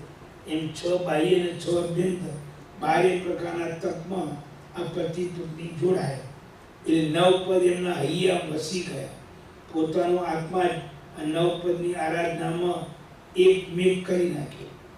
ઉત્તમ 9 પદ દ્રવ્ય ભાવથી શુભ ભક્તિ કરી શ્રીપાદ આરાધે સિદ્ધ ચક્રને નિત્ય પામી મંગલમાં. શ્રીપાદ મહારાજને બહુ ખ્યાલ કંઈ હતો નહીં. આમ રાજપુત્ર હતા ને, પણ મહિના સુધી બધું ભણેલી હતી અને સમ્યકદર્શી ગુરુ મળ્યા હતા. એટલે મહિના સુધી જીવિત દોરવણી આપી એને અનુસારે શ્રીપાદ મહારાજ પણ આવા જ્ઞાની બન્યા. એટલે આ વિષયના અને બંને પતિ પત્ની ઉત્તમ એવા 9 પદોની દ્રવ્યથી ભાવથી ખૂબ આરાધનામાં જોડાયા અને ઊંચી ભક્તિ કરનારા બન્યા. શ્રીચક્રની આરાધના કરતા એમના ઘરે નિત્ય મંગળમાળા થઈ અને સુખ ઉપર સુખ પ્રાપ્ત થયું. ક્યારેય પણ દુઃખની વાત નહીં. ઈમ સિદ્ધ ચક્રી શિવના કરે 4.5 વર્ષ તે હવે ઉજવનાર વિધિતનો પૂરે તક ઉપન્યો હર્ષ. આસો મહિનેથી હોળી ચાલુ કરી એટલે આસો મહિનાની, પછી બીજા વર્ષે ચૈત્ર ને આસોની, ત્રીજા વર્ષે ચૈત્ર ને આસોની, ચોથા વર્ષે ચૈત્ર ને આસોની અને 5મા વર્ષે પણ ચૈત્ર ને આસોની. એમ 4.5 વર્ષે 9 હોળી એમની પૂરી થઈ. પતિ અને પત્ની બંને જણાએ 9 પદની 9 હોળી કરી. અને 9મી હોળી પૂરી થઈ ત્યારે ઉજવણું કરવાનો ભાવ થયો. બને એટલું વધારે લોકો જોડાય અને પોતાનો પૈસો આના સાધનોમાં ખર્ચાય તો બીજા લોકોને આ બધા સાધનો કામ આવે. એટલે ઉજવણાની વિધિ કરી અને પૂરે તપ ઉપન્યો હર્ષ. તપ પૂર્ણ થયો ત્યારે અતિશય હર્ષ એમના મનમાં પ્રગટ્યો. ચોથે ખંડે પૂરી થઈ ઢાળ નવમી ચડતે રંગ વિનય સુજ સુખ દિલય શિવ ચક્ર સુન થોડી જી. ચોથા ખંડમાં આ ચોથી ઢાળ પૂરી કરી અને વિનયજી મહારાજ કહે છે કે જેમ એ લોકોના ભાવ વધ્યા, હૈયાના ભાવો, પૈસાના ભાવ નહીં, હૈયાના ભાવ વધ્યા, એમ એમનું ચરિત્ર સાંભળતા સાંભળતા આપણા પણ ભાવ વધે, ઉલ્લાસ વધે ને આપણો આત્મા આરાધનામાં વધારે જોડાય. એ રીતે રાસને આપણે સાંભળો. ખ્યાલ આવ્યો? હવે રાજા નિજ રાજની લક્ષિત ગણે અનુસાર ઉજ્જવનું તે તપતનું માળે અતિ ઉદાર. હવે આ શ્રીપાલ મહારાજા પોતાની લક્ષ્મીને અનુસારે 4.5 વર્ષમાં 9 પદની 9 ઓળી પૂરી થઈ એટલે એના ઉત્સવ રૂપે ઉજ્જવનું ચાલુ કરે છે. ઉજ્જવણાનો અર્થ એ કે તપની પૂર્ણાહુતિને ઉજવવી. ઉજ્જવણાનો અર્થ ઉજવવું. જેમ આપણે ઘેર લગ્ન લીધા હોય ત્યારે બહુ લગ્ન નિર્વિઘ્ને પૂર્ણ કરીને આવીએ ત્યારે સેજે પણ ગામને જમાડીએ, સગાને જમાડીએ, આપણે કરેલું કામ નિર્વિઘ્ને પૂર્ણ થયું એનો જેમ ઉલ્લાસ હોય એવી રીતે એમને 9 પદની ઓળી પૂરી થઈ છે. એટલે એટલો બધો ઉલ્લાસ છે અને રાજાશાહી ઠાર છે. અને પૈસાની પણ કંઈ કમી નથી. ઘણા દેશ જીતીને આવ્યા છે એટલે ઓર ઉજ્જવનું કરવાનો ભાવ થાય. વિસ્તીર્ણ જીન ભુવન વિરચીએ પુણ્ય ત્રિવેદી પીઠ ચંદ્ર ચંદ્રિકા ધવલ ભૂલતરે નવરંગ ચિત્ર વિશિષ્ટ. હવે ઉજવણું કરે છે એ થોડા ઉજવણાની વિધિ લખે છે કે હવે વિસ્તારવાળા એવા મોટા દેરાસરને વિશે પહેલાં પુણ્યની એક પીઠિકા બનાવે છે. એવી 3 વેદિકાઓ બનાવી અને ચંદ્ર અને જ્યોત્સના જેવી ઉજ્જવળ એવી જૂનભૂના તળિયાને વિશે નવા આછા રંગ વડે અરિયંતાની પદને વિશેષ પ્રકારે ચિત્રામણ રૂપે દોરે છે. આપણે શ્રીચક્રનું માંડલું દોરીએ ને, શ્રીચક્રનું પૂજન જોયું, આ એવું એમણે માંડલું દોર્યું. એ મોટું દેરાસર હોય કે જ્યાં બધા લોકો બેસી શકે એવા દેરાસરમાં પહેલા અંદર રંગમંડપમાં 9 પદોનું મોટું માંડલું દોર્યું. તપુ જમનું રે એની પેરે કીજીએ જીવ વિરચીએ શ્રીપાલ. તપબળ વાજે ઉજવણી કરી જેમ જલ પંકજના. એટલે હે ભવ્ય જીવો, જેમ શ્રીપાલ મહારાજે આ તપનું ઉજવણું કર્યું તેમ કરું. જેમ પાણી વડે કમળની નાળ વૃદ્ધિ પામે એમ ઉજવણાથી તપનું ફળ વધારે વૃદ્ધિ પામે. કે તપ તો 4.5 વર્ષો પૂરું કર્યું પણ ઉજવણું જ્યારે કરે ત્યારે જીવન ઉલ્લાસમાં આવે. પોતાની પાસે પૈસો હોય અને પૈસા પ્રમાણે આ બધી વસ્તુઓ દેરાસરને યોગ્ય ભેગી કરી અને ઉજવણું કરે એટલે જે દેરાસરની વસ્તુઓ જે દેરાસરમાં આપે એ દેરાસરવાળાને એ વસ્તુ ભગવાનની ભક્તિમાં કામ આવે. એ બધાનો ઉલ્લાસ વધે ને આપણો પૈસો ભગવાનની ભક્તિમાં ખર્ચાય. એમાં આ રીત બને જીવો જોડાય છે. પંચવર્ણના સારી પ્રમુખ મંત્ર પવિત્ર કરી ધારી શિવચક્રની રચના કરે સંપૂર્ણ શુભ ધ્યાન. 5 રંગના ધાને ભેગા કરી અને શ્રીચક્રનું માંડલું બનાવ્યું. એમાં ધોળા વર્ણના ચોખાથી અણી ભવનનું માંડલું બનાવ્યું. લાલ વર્ણના ઘઉંથી શ્રીચક્રનું માંડલું બનાવ્યું. પીળા વર્ણના ધાન્ય ચણાથી આચાર્યનું ચિત્ર દોર્યું અને નીલા વર્ણના મગથી ઉપાધ્યાયજીનું માંડલું દોર્યું અને કાલા વર્ણના અડદથી સાધુકરનું માંડલું દોર્યું. એમ 5 રંગથી 5 ગુણના માંડલા દોર્યા. સિદ્ધચક્રની રચના કરી અને 4 આત્માના ગુણો દર્શન જ્ઞાન ચારિત્ર્ય તપ એ ચોખાના ભાવ પદાર્થોમાં પૂરીને 9 પદનું મોટું માંડલું બનાવ્યું. આ જ્યારે શ્રીચક્રનું પૂજન કરાવે 9 પદનું ત્યારે ક્રિયાવાળાઓ કરાવે એવું માંડલું દોર્યું. અરિયંતાની 9 પદને વિશે શ્રી પર ગોળ અઠમન સામાન્ય ખંડ સહિત સવે લુકમના જીકી અરિયંત વગેરે નવે પદોની પૂજા કરવા માટે કોઈ શ્રીફળ, કોઈ ગોળ, કોઈ ઘી, ખાંડ આવી બધી વસ્તુઓ રાજાએ રાણીએ કીધી એનાથી અધિક આપી મૂકી. જરાય પણ રાણીનું મન ઉદાસ બને એવું રાખ્યું નહીં. શું કામ રાખે? અત્યારે તો સારી પોઝિશન છે અને ભાવ પણ સારા છે અહીંયાના. એટલે જેટલું મહિના સુધીનું મન હતું એ પ્રમાણે શ્રીપાળ અંદર જોડાયા અને બંને જણાએ નવપદની ભક્તિ કરી.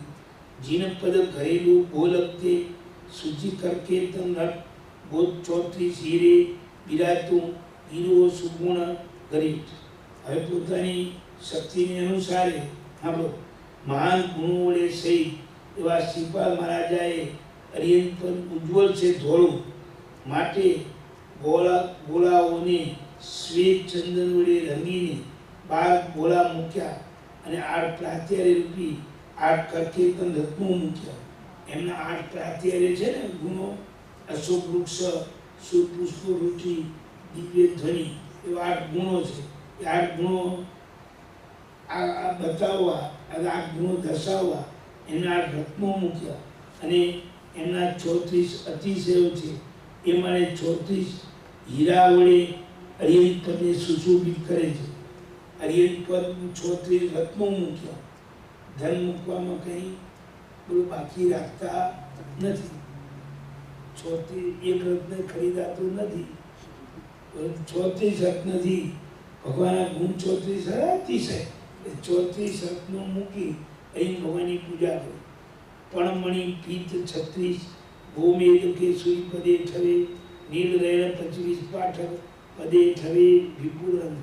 હવે સિદ્ધ ભગવાનની પૂજા આવી ને ત્યાં એમને એ અડમાણિક રત્ન 8 માણિક રત્ન મૂક્યા અને એમાં આમ 31 ગુણ છે. સિદ્ધ ભગવાનના મુખ્ય ગુણ 8 અને એનો વિસ્તાર 31 ઘૂસુણ વિલેપિત ગોલક, પેલા ઘસેલા ચંદનથી વિલેપિત કરાયેલા એવા ગોલક એટલે 8 ગોળાઓ અને મૂર્તિ રાગ વિશાળ રાગપૂર્વક શ્રી ભગવાનની મૂર્તિની સ્થાપના કરી. પછી પણમણી પીત 36 5 પુષ્પકરાજ નામના મણી અને 36 પીલા વર્ણના ગોમેદક જાતિના રત્નો 36 ગોળાઓ એ આચાર્ય પદની જગ્યાએ સ્થાપન કર્યા. જે પદના જેટલા ગુણો બોલો એ સ્થાને એટલા રત્નો મૂકે છે. આપણે એક રત્નનું ઠેકાણું નથી. એ જે પદના જેટલા ગુણો એટલા રત્નો મૂકી ભગવાનની પૂજા કરે. તે વર્ણે ચિરાદિક થવે અને જે ભગવાનનો જેવો વર્ણ એવા વસ્ત્રો મૂકે છે.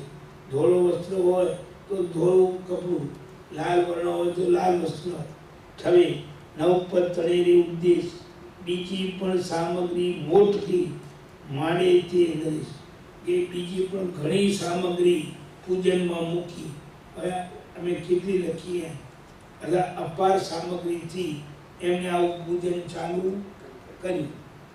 બીજોરા ખારેક દાડીમાં ભલા કોલા સરસ નારંગ ઉગી ફલવરી કલશ કંચન તણા રતન પુંજ અતિચમ. થોડા નામ લખે છે સાંભળો. બીજોરા ઘણા, ખારેક ઘણી, દાડમ ઘણા, કોલા ઘણા અને સરસ નારંગ રસથી ભરેલી નારંગી અને પૂગી વડે સોપારી વળી કલશ કંચન તણા સોનાના કળશ. સોનાનો હિસાબ જ નથી. સમજાય ભાઈ? સોનાનો એક કળશ બનાવવો હોય ને તો આ બધું થઈ જાય. સોનાના કળશ અને રત્નપુંજ અતિચમ મનોહર રત્નના ઢગલાઓ એમાં ગોઠવે છે. જે ઠામે જે ઠવવું ઘટે તે ઠવે નરી ગ્રહ દીપાલ પદે ફલ ફૂલડા ધરે સવર્ણ આનંદ. આખું શ્રીચક્રનું માંડવું દોર્યું. એમાં જ્યાં જે મૂકવા જેવું શાસ્ત્રમાં કહ્યું છે એ બધું લાવીને એને મૂક્યું અને એની ચારે બાજુ નવગ્રહ અને 10 દીપાલ દે એને સ્થાને તે વર્ણના ફળો અને ફૂલો મૂક્યા.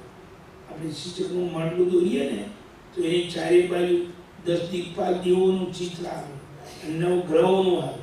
તો નવગ્રહોમાં પણ જે ગ્રહનો જે વર્ણ એ વર્ણવાળા ફળો લાવીને મૂક્યા. સંગતિ વારે તિલક માળા કરું મંગળ રૂપને કરે, શ્રી જીરમાણે સંગે જે કર્યું મંગળ તે શિવ દે. તે વખતે શ્રી સંઘે શ્રીપાલ મહારાજાને મંગલિક તિલક કરી ઇન્દ્રમાળા પહેરાવી. આ શ્રીપાલ મહારાજાએ આટલું સુંદર મહોત્સવ માંડ્યો. એ ગામના રાજાએ અને ચતુર્વી સંઘે એને માળા પહેરાવી. માળા પહેરાવી અને તિલક કર્યું. કારણ સંઘ કરે એને તીર્થંકર ભવન પણ માન્ય રાખે. એટલે સંઘ એ ભગવાને થાપેલો સંઘ છે ને, એ સંઘ કરે એ તીર્થંકર પરમાત્માને માન્ય છે એવો એનો અર્થ થાય અને મોક્ષ આપનાર બને. તપ ઉત્તમને વીર્ય ઉલ્લાસે તે જ મુક્તિ નિદાન, સર્વ અભવ્ય તપ પૂરા કર્યા પણ નાર્યું પરિધાન. એટલા બધા ઊંડા ભાવથી આ બધી વસ્તુઓ ઉજવણામાં મૂકેલી વસ્તુઓ આપણે તો મૂકીને ભેટ ધરી એ બધા દેરાસરોમાં આપવામાં આવે અને જ્યાં જે વસ્તુની જરૂર હોય એનો ઉપયોગ કરવામાં આવે. જેમ થોડા વાસણ મૂક્યા હોય તો કુંડી વગેરે એટલે આ દેરાસરમાં આ ઉજવણા દ્વારા વસ્તુઓ આવે એટલે દેરાસરનો વ્યવહાર સારો ચાલે. આ રીતે તપનો ઉજવણું કરતા એમનો વીર્ય ઉલ્લાસ વધ્યો, હૈયાની ભાવના વધી.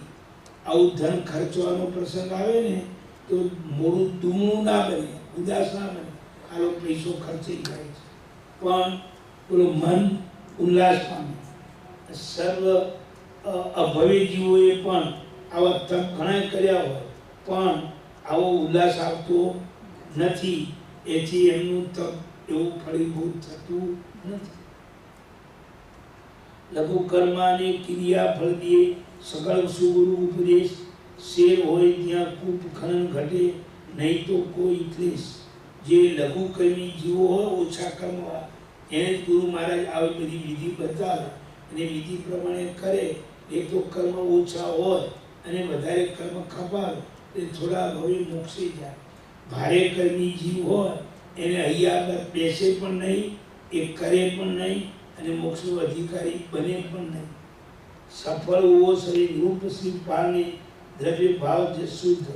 આ સર્વ ઉપદેશ શ્રીપાલ મહારાજાને ફલીભૂત થયો. કારણ જેને દ્રવ્યથી ભાવથી અંદર શુદ્ધિ હતી, ભાવથી પણ બહુ શુદ્ધિ હતી અને દ્રવ્યથી પણ બહુ પવિત્ર આત્મા હતો. કોઈના ઉપર ખાવા ધાવા, કોઈના ઉપર રાગ, કોઈના ઉપર રીસ, આવો કશો મોહનો ભાવ હતો નહીં. તેથી એ ભવ્ય જીવો એકલા દ્રવ્ય મતને લઈને ખુશી ન થાય, એ દ્રવ્યથી શુદ્ધ ક્રિયા કરીશું એમ માનીને બહુ રાચો નહીં. કદાચ પૈસો હોય તો દ્રવ્ય પૂજા આપણે કરી શકીએ પણ એકલા દ્રવ્ય પૂજાથી કલ્યાણ નથી થતું. દ્રવ્ય પૂજાની સાથે પેલો આવો ભાવ પૂજા પણ હોવી જોઈએ. એટલો ભાવમાં ઉલ્લાસ, ક્યાંય ગરબડ નહીં, ક્યાંય મલિનતા નહીં. ચોથે ખંડે 10મી ઢાળ પૂર્ણ હુઈ સુપ્રમાણ, શ્રી વિનય વિજય સૂર્ય ભક્તિ કરી પગ પગ હોય કલ્યાણ. આ પ્રમાણે એમણે ઉજવણાની બહુ વિધિ કરી. ઠાઠમાળ સાથે પતિ પત્નીએ સંઘ સાથે ઉજવણું પૂરું કર્યું. એ વિનયજી મહારાજ કહે છે કે ચોથા ખંડમાં મેં તમને આ નવપદનું ઉજવણાની વિધિ બતાવવા દ્વારા આ 10મી ઢાળ પૂરી કરી. ખ્યાલ ભાઈ, આ મેં એટલા માટે વાંચ્યું કે આ ઉજવણું પણ કરવાનો કોઈ ભાવ રાખવો. આપણા એકલાથી આવું ઉજવણું કદાચ ના થાય તો ઉજવણું કરતો હોય એમાં પણ આપણી લક્ષ્મીનો ઉપયોગ કરવો. ખ્યાલ ભાઈ, આપણે પૈસા કમાયા છીએ, એ ઘર ચલાવવા તો કમાયા છીએ પણ ઘરની સાથે સાથે આપણો પૈસો દેવગુરુ ધર્મની સેવા ભક્તિમાં જાય તો બીજા જીવો પણ ઘણા કલ્યાણ પામે અને એની અનુમોદનાનો આપણને લાભ મળે. આપણો આત્મા પણ લઘુ કર્મી બને. શ્રીપાલ મહિલાએ જો આ ઉજવણું કર્યું તો આવું ઉજવણું ભલે આપણે કદાચ ના કરી શકીએ પણ કોઈ ઉજવણું કરતો હોય તેમાં સહાયક થવું અથવા તો આપણી શક્તિ પ્રમાણે કોઈ એકાદ બે વસ્તુ પણ દરેક દેરાસરોમાં અથવા દરેક સ્થાનોમાં ભેટ ધરવી. કે ઘણા લોકો કોઈ અંગૂઠા આપે, કોઈ વાળા પૂંછી આપે, કોઈ કુંડી આપે, એટલે શું દેરાસરમાં આપણું ધન ખર્ચાય. આ રીતે એમને ઉજવણું કર્યું. શ્રીપાલ મહારાજ ગંભીર ઉદાર વાણીથી શ્રી શ્રીચક્રને પૂર્ણ ભક્તિથી નમસ્કાર કરે છે. આ બધું સાંભળીને યોગી પુરુષો પણ હૃદયમાં ચમત્કાર પામે છે. એ યોગી મહાત્માઓ હોય છે ને, એ પણ આમનું આ ચરિત્ર સાંભળીને આશ્ચર્ય કે સારું અમે સાધુ છીએ તોય આટલા ઊંચા ભાવ અમારામાં નથી આવી શકતા, અને ગ્રહસ્થ છે તો કેટલા ઊંચા ભાવથી કામ કરે છે. એમ કરીને સાધુ મહાત્માઓ પણ યોગી પુરુષો પણ આ શ્રીપાલ મહારાજની ધર્મ કરણીને વખાણે, અને આ સંસારને વખાણે છે એમ નથી કહેતા, એની ધર્મ કરણીને વખાણે છે અને એની જોઈને આશ્ચર્ય પામે છે. જો ધુરી શ્રી હરિયન મૂળ દપ પીઠ બેઠ્યો, સિદ્ધ સૂર્યો જાય સાવ ચિયો પાસ ગરીઠ્યો. એણે જે શ્રીચક્રનું માંડવું દોર્યું છે એમાં બરાબર વચમાં હરિયન ભગવાને સ્થાપન કર્યા, અને ચારે દિશામાં સિદ્ધ સૂર્ય જાય સાવ, સિદ્ધ ભગવાન આચાર્ય ઉપાધ્યાય સાધુ, અને ચારે વિદિશામાં ચારે ગુણોની સ્થાપના કરીને સુંદર માંડવું બનાવ્યું. દર્શન નાન ચરિત પડિસા સુંદરો તતખર સર્વગલધિ ગુરુ પૈદળ ડુંગરો. ચારે દિશામાં ચાર દર્શન જ્ઞાન ચારિત્રની સ્થાપના કરી, અને એની આગળ ઓમ રીમ શ્રી એવા પદો લખ્યા.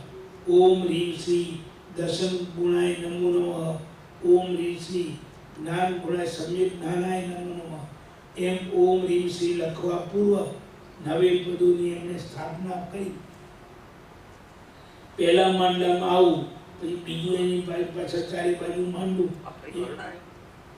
એ ઢળમાં જ આગળ આવ્યું આપણને. આ જે ઢળ પૂરી થઈ એની આગળ આવ્યું, આ પછી પાછું આવ્યું કરી ના, એના પછી નહીં થાય. તો તમે જે ઢળ તો પૂરી થઈ ને એટલે એ 10મી ડાળની 11મી ડાળ ચાલુ કરી. એટલે એમાં હવે મંત્ર લખાવે છે. એમાં મંત્ર શું લખે એ બધું બોલે છે. 10મી ડાળ આપણે પૂરી કરી, 11મી ડાળમાં એ સમજાવે છે. આ માંડલામાં 9 પદ ચિત્ર્યા, અને 9 પદમાં શું લખે છે તો ઓમ રીમ શ્રી દર્શન જ્ઞાનાય નમો નમઃ, દર્શન ગુણાય નમો નમઃ, ઓમ રીમ શ્રી જ્ઞાન ગુણાય નમો નમઃ. આવા બધા શબ્દો લખે છે. અને પહેલા માંડલાની ચારે બાજુ 10 દિક્પાલ દેવો અને 10 યક્ષ યક્ષિણી વગેરે દેવોની આકૃતિ દોરી. આપણે એટલે ઉજવણું કર્યું હતું. એ જે ઢળ કરી એના પછી વધારે ઉજવણાની વાત ચાલે. ઉજવણામાં વધારે આજે શ્રીચક્ર પૂજન ભણાવીએ તો પેલા 9 પદની પૂજા આવે, એની પછી યક્ષ યક્ષિણી દેવ દેવીની પૂજા આવે છે ને ચારે બાજુ. બરોબર, ખ્યાલ આવે. એ રીતે એનું ચિત્રામણ દોરી અને આ શ્રીચક્ર માંડવું પૂરું કર્યું. શ્રી શ્રીચક્ર ગુરુ કલ્પતરુ અમ્મન વાંછિત ફલદી, એવું સુંદર માંડવું દોર્યું.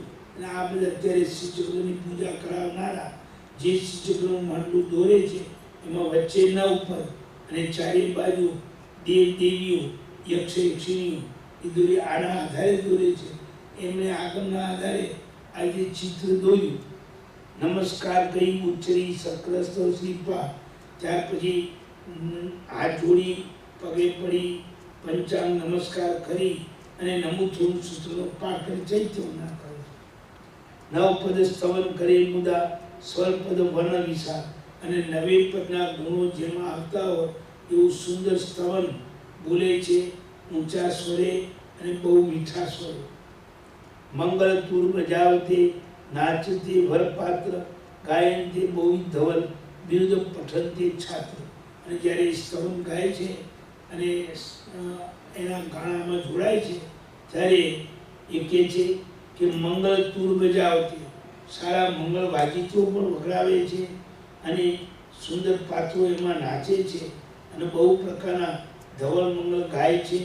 અને ભગવાનના જે વિદ્યાર્થીઓ એના બિરુદાવલી પણ બોલા ભગવાન વિતરાગ પરમાત્મા આવી જે ભક્તિ રસમાં જોડાય છે. ખ્યાલ જેમ આપણે દાંડિયા રમીએ, કોઈ રાસ રમીએ, એમ ભગવાનની ભક્તિમાં સુંદર સ્તવનો પાઠ બોલે છે. સંઘ પૂજા સામ્ય વચ્ચલ કરી અને આ શીતળ પૂજન પૂરું થયા બાદ બહાર સંઘનો જમણવાર રાખ્યો. જેટલા લોકો એમાં આવ્યા હોય બધાને હોંશથી જમાડે છે. સંઘની પૂજા સાધની વાત્સલ્ય કરે નરના રાજા. શાસન જૈન પ્રભાવના મળે શિવ પુરુષાર્થ. જૈન શાસનની પ્રભાવના કરે છે અને વધારે જીવો મોક્ષની સાથે જોડાય એવો ધર્મની પ્રભાવના વધારે છે. પટદેવી પરિવાર અન્ય સાથે અવિરરામ આરાધે સિદ્ધ ચક્રને પામે ભોજલતા.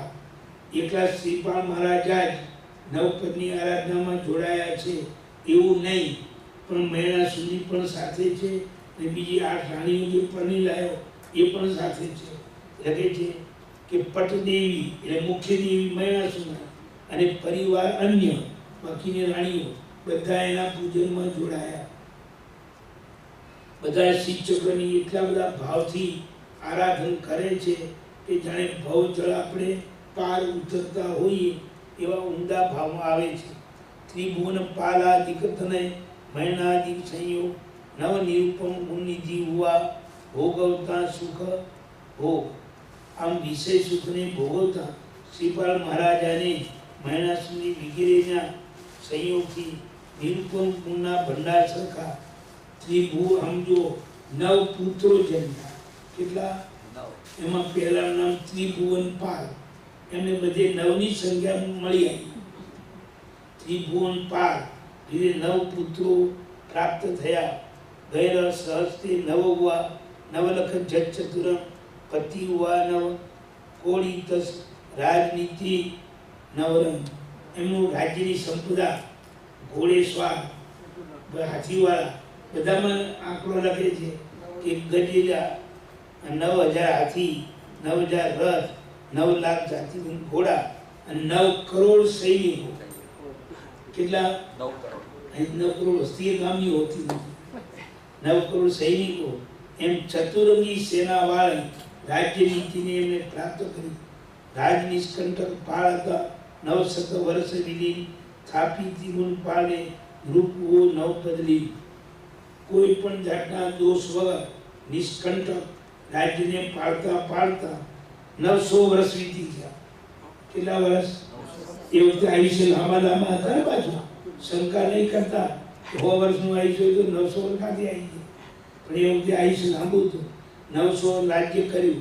ત્યારબાદ પોતાના પુત્ર ત્રિભુવન પાલને રાજ્યગાદી ઉપર બેહાડી પોતે નવપદની આરાધનામાં એકદમ લયલીન બની ગયા. ત્રીજે ભવ હવે નવે પદની એ આરાધનામાં જોડાયા. એમાં આપણે ઓળી વિધિ જે કરતા હોય એમને ખબર છે કે એક સ્તવનો આવે છે ભગવાનના. જેમ હરિન ભગવાનનું સ્તવ હરિન ભગવાનના ગુણ, સિદ્ધ ભગવાનનું સિદ્ધ ભગવાનના ગુણ, એવી જે બધા સ્તવનો ગાય છે. એ સ્તવનો ગાતા ભગવાનની ભક્તિ કરતા આ 9 પદની આરાધના પૂરી કરે છે. આ રીતે જો ત્રીજે ભવવર સ્થાન તપ કરી જેણે બાંધ્યું જે નામ 64 ઇન્દ્રિય પૂજિત જે જેને ત્રીજે તાસ કણા. આ પહેલી ગાથામાં હરિન ભગવાનનો વર્ણન કે ત્રીજા ભવમાં 9 જેને પેલું તપ કરીને વિસ્થાનકનું તપ કરી અને તીર્થંકર નામકર્મ બાંધ્યું અને બાંધીને દેવલોકમાં જઈ અને ત્રીજા ભવે તીર્થંકર થયા અને ચતુરી સંઘની જેમને સ્થાપના કરી એવા આર્યન પદને મારા નમસ્કાર. પહેલી ગાથામાં પહેલા પદનું સ્થળ જેને હોય કલ્યાણક દિવસે નરકે પણ અજવાળા સકલ અધિગુણ અતિશય ધારી તે જીન નમી અઘટાળું. જે પરમાત્માના છવન કલ્યાણ, જન્મ કલ્યાણ, દીક્ષા કલ્યાણ અને કેવળ જ્ઞાન મોક્ષ કલ્યાણ, 5 કલ્યાણકમાં નરકમાં પણ અજવાળા થાય છે એવો એમનો પુણ્ય પ્રભાવ.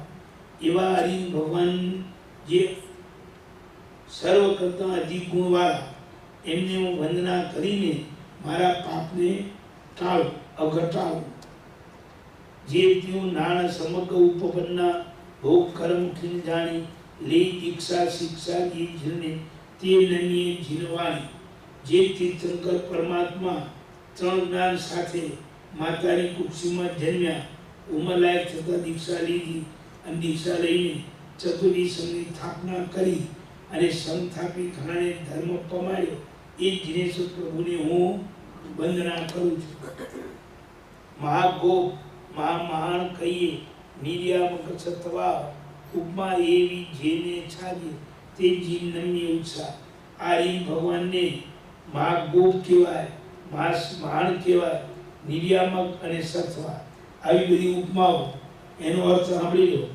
મહાગોપ એટલે ગોવા, જેમ ગોવા બધી ગાયોને હાચવે એમાં ભગવાન બધા સંઘને હાચવે, સાચા માર્ગે ચલાવે. મહાગોપ મહાન એટલે બ્રાહ્મણ, જેમ બ્રાહ્મણ બધાને ભણાવે એમાં ભગવાન બધાને સાચી વિદ્યા આપે.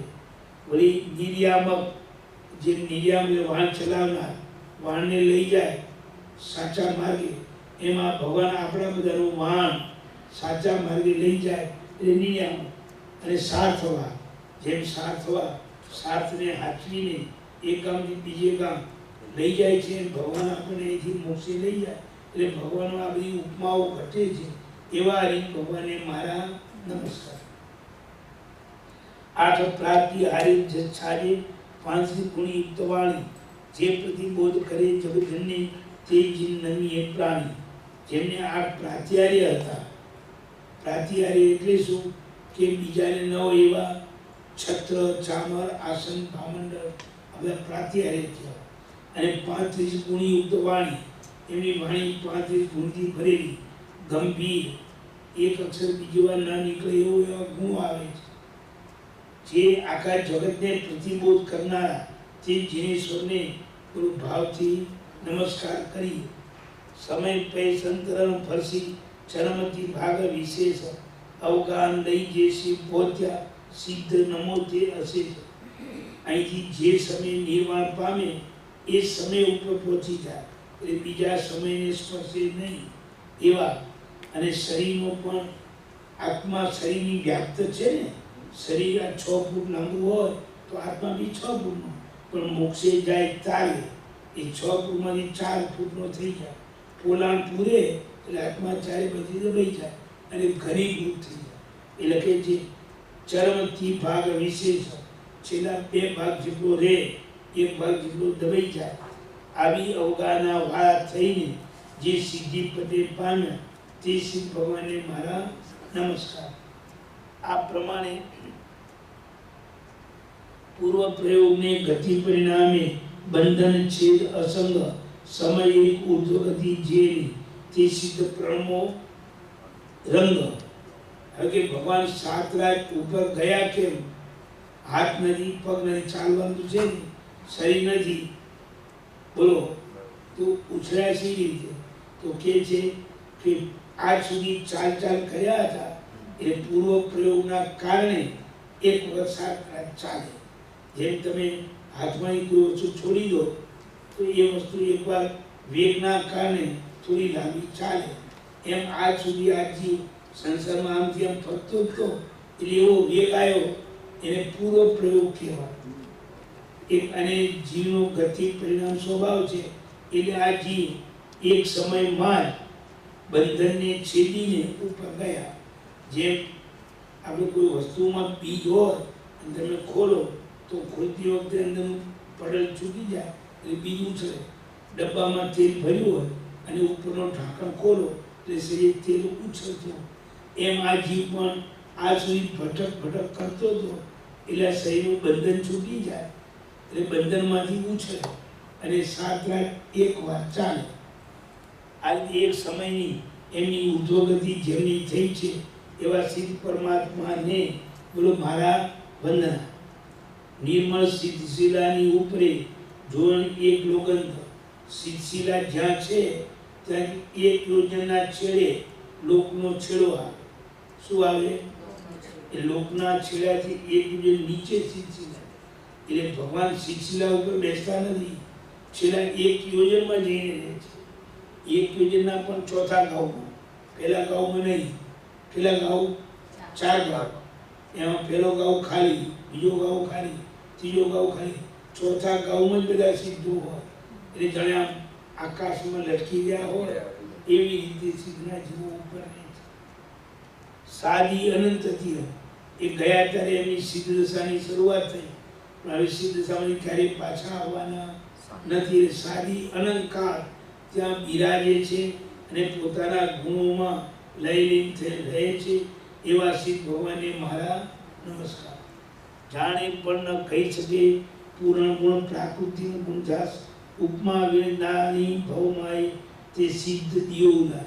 એ સિદ્ધ ભગવાને પોતાના ગુણોનું જે સુખ છે એ સુખ કેવલનાની ભગવાન કેવલનાની દેખે છે ખરું, જાણે છે ખરું, પણ એને સમજાવવા માટે દુનિયામાં કોઈ ઉપમા નથી. એટલે ઉપમા નહીં હોવાની કહી શકાતું નથી કે મોક્ષનું સુખ કોના જેવું. હવે મોક્ષના સુખની કોઈ ઉપમા આપીએ તો એમાં એટલું સુખ હોવું જોઈએ ને, તો ઉપમા અપાય. એવી કોઈ ઉપમા નહીં હોવાથી જાણવા છતાં મોક્ષના સુખનું વર્ણન થઈ શકતું નથી. ઉપમા નાની એ ઉપમા વગર નાની વગર સુખને જાણે છે પણ કહી શકતા નથી. જ્યોતિ સો જ્યોતિ મિલી જસનુપમ વીરની સકલ ઉપાધિ આત્મ રામ રમાપતિ સમરો સિદ્ધ સહજ સમાધિ. જેમ પેલા જીવો જ્યાં ગયા છે એમ બીજા જીવો પણ ત્યાં જઈ એમાં સમય જાય. તમે આ રૂમમાં એક દીવો કર્યો હોય એનો પ્રકાશ એ રૂમમાં માય, પછી 25 દીવા કરો એનો પ્રકાશ એમાં માય, એમ જ્યોતમાં જ્યોત ભળી જાય. એમ મોક્ષના જીવો ત્યાં બધા એક જ ક્ષેત્રમાં એક સાથે રહે છે. પણ આનો અર્થ એવો નહીં કરતા કે બે સિદ્ધનું એક સિદ્ધ થઈ જાય છે. એક ક્ષેત્રમાં રહે છે. એમ એક 45 લાખ યોજનનું ક્ષેત્ર છે. આ સુધી જેટલા જીવો ગયા એ પણ ત્યાં, ભવિષ્યમાં જેટલા જશે એ પણ ત્યાં. ક્યારેય ક્ષેત્ર નાનું પડતું નથી. આ દીવાને તમે 50 દીવા કે 500 દીવા કરો બધાનો પ્રકાશ રહી શકે એની જીવ રહે છે. પંચ આચાર્ય શુદ્ધા પાળે માર્ગ ભાખે સાચો તે આચાર નમીએ તે શું પ્રેમ કરીને જાચો. હવે આચાર્ય પદનું વર્ણન જે 5 આચાર પાળે અને બીજાને પળાવે અને મોડે પણ પંચાચારની પરુપણા કરે એ આચાર્ય પદને ભાવથી પ્રેમપૂર્વક આપણે નમસ્કાર કરીએ. વર 36 ગુણે કરી સોય અને 36 ગુણથી શોધતા યુગ પ્રધાન તરીકે આચાર્ય મહારાજ લોકોના મનને આકર્ષે છે. જગમુવો હે ન રહે ખીણ કોહે. જગતને બોધ કરે છે પણ ક્યારેય પોતે ક્રોધમાં માનમાં માયામાં આવતા નથી. આવા સૂર્યપદને હું ભાવથી નમસ્કાર કરું છું. નિત્ય અપ્રમત ધર્મ ઉપદેશે નહીં વિકથા ન કસાય. રોજ ધર્મનો ઉપદેશ આપે પણ કોઈની વિકથા ન કરે, કોઈનો ઉપર કસાય ન કરે. આવા આચાર્ય મહારાજ એકલ અકલુષ અમલ અને અમાય. અકલુષિત જ્યારે ક્લેશવાળા નહીં, માયાવાળા નહીં, આવા આચાર્ય મહારાજને હું ભાવથી નમસ્કાર કરું. જે દીએ હવે આપ અહીં સુધી આચાર્ય માનવાનું. હવે પછીની ગાથાઓમાં આ પ્રમાણે ઉપાધ્યાયજી મહારાજ, સાધુ મહારાજ અને દર્શનનાને ચારિત્ર બધાના ગુણો ગાઈ અને નવે પદની સ્તુતિ કરવામાં આવી છે. આજે આપણે 9 પદની હોળી છે, 9 પદના ગુણવાળું આ સ્તવન આપણે આ રીતે લીધું છે. બાકી હોળી હવે અવસર આવશે. બોલો, કોઈને કંઈ પૂછવું છે? બાહ્ય અને અભ્યંતર તપ બંનેમાં શેમાં નિદ્રા શેમાં વધુ થાય?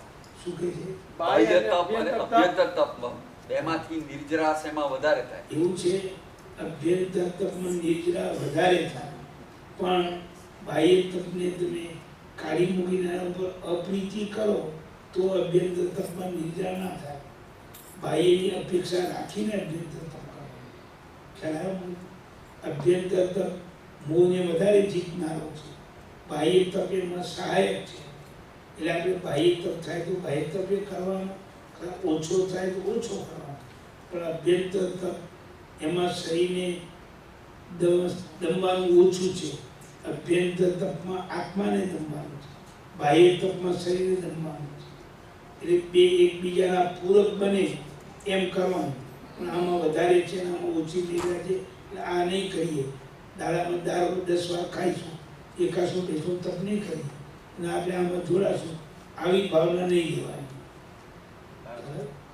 એકબીજાના પોષક થાય, એકબીજાના પૂરક થાય, એવી રીતે આપણે તપમાં જોડાવાનું.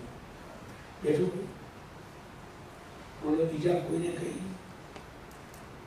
પૂરું કરવું હોય. સર્વ મંગલ માંગલ્યમ સર્વ કલ્યાણ કારણમ પ્રધાનમ સર્વ ધર્માણામ જૈનમ.